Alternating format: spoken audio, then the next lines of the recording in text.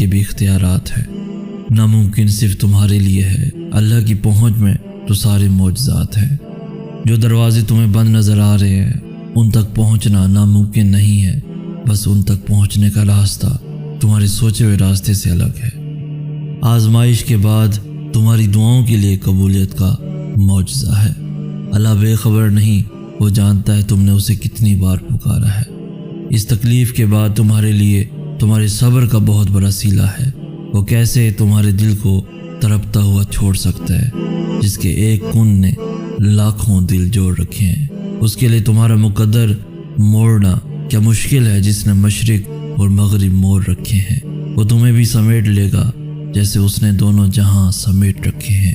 آزمائش کا وقت لمبا نہیں ہوا، اس نے تو بس تم سے ملاقات کا وقت بڑھایا ہے۔ کیا پتہ یہ رکاوٹیں ہی تمہارے لیے